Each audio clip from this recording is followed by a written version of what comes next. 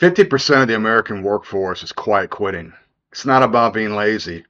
It's our response to a rigged system that demands 100% of our soul for 2% of the reward. If you feel like you're drowning while sitting at your desk in a prison cell we call a cubicle, you're not failing, you're reacting. Why did the hustle die? What happens when you stop giving your job your best? Quiet quitting refers to employees doing only the minimum required by their job description, rather than going above and beyond what's expected of them. Doesn't mean they're actually resigning. The term gained widespread attention in mid-2022 over a viral TikTok video. Okay. Now the concept of this, it's closely tied to burnout, work-life balance concerns, disengagement in the workplace. It reflects a shift away from the hustle culture that everyone's aware of.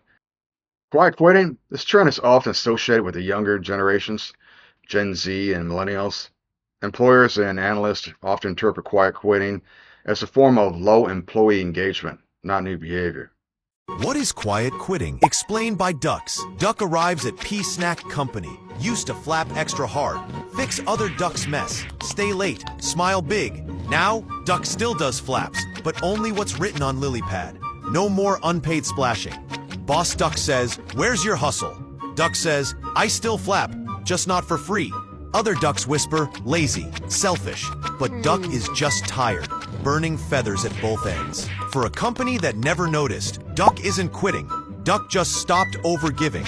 Wise Frog rolls up, says, "You're not lazy, you're setting limits, and limits keep your wings whole."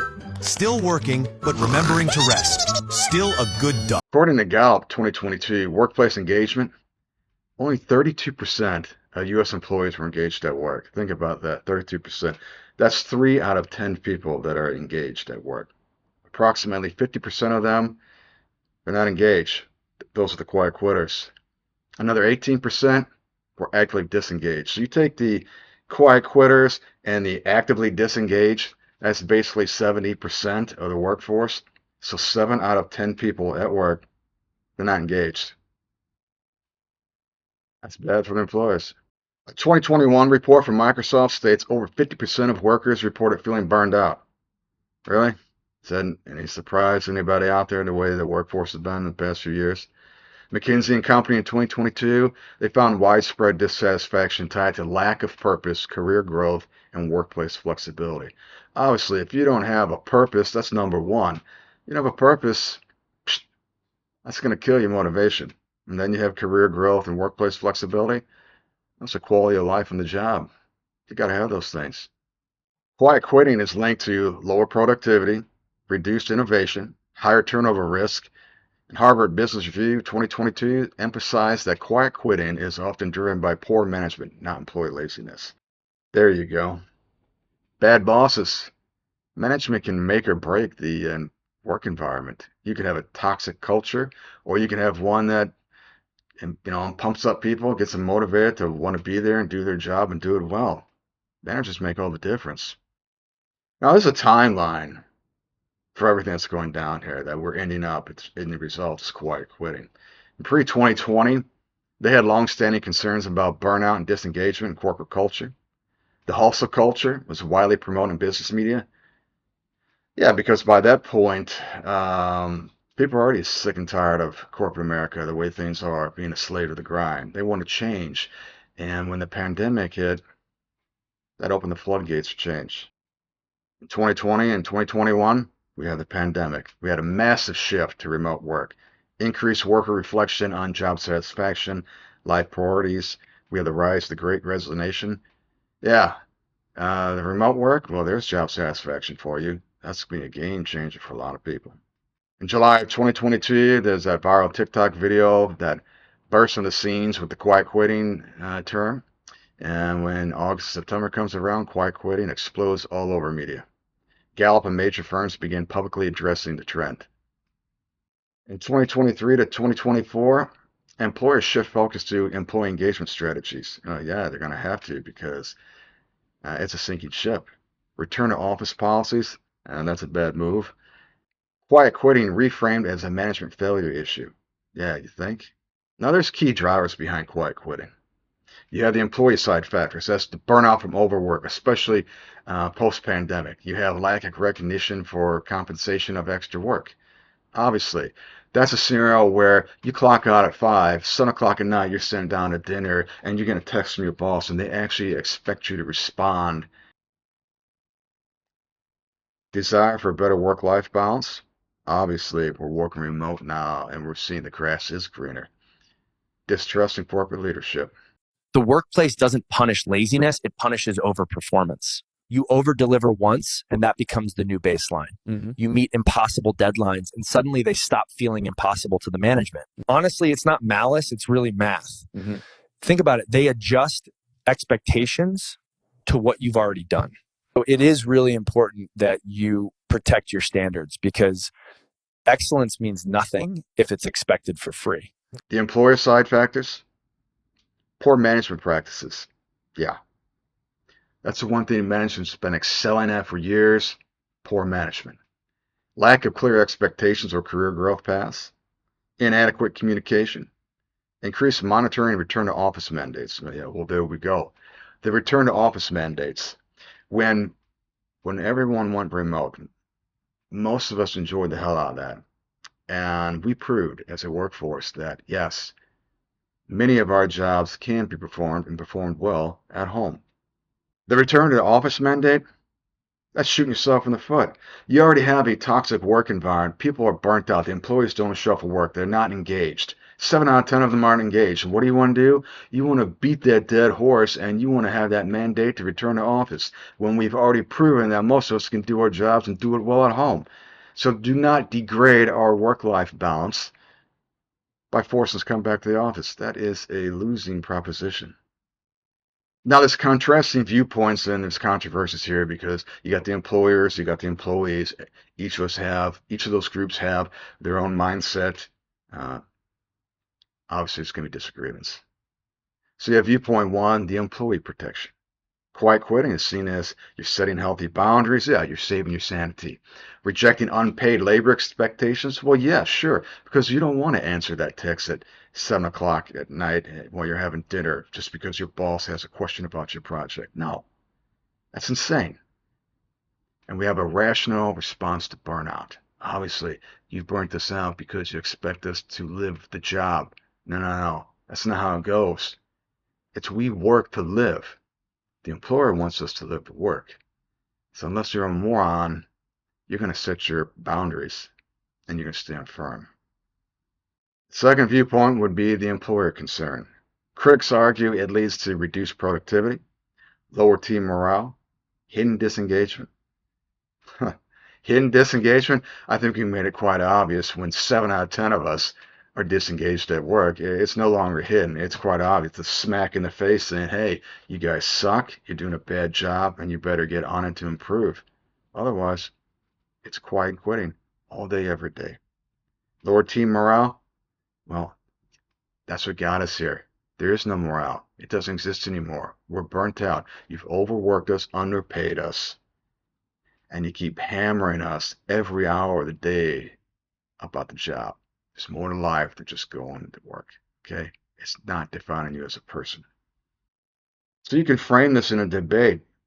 Is quiet quitting a new workplace trend or a rebranding of a long-standing disengagement?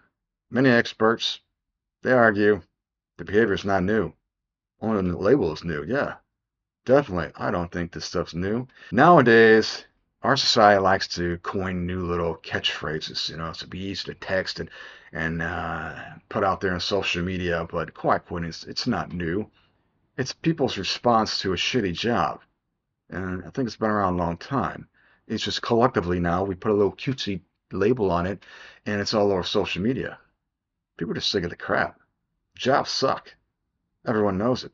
Going to work and work for somebody in corporate America most of the time is absolutely horrible.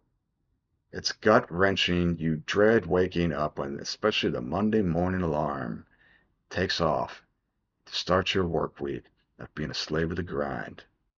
So what are the economic and workplace impact?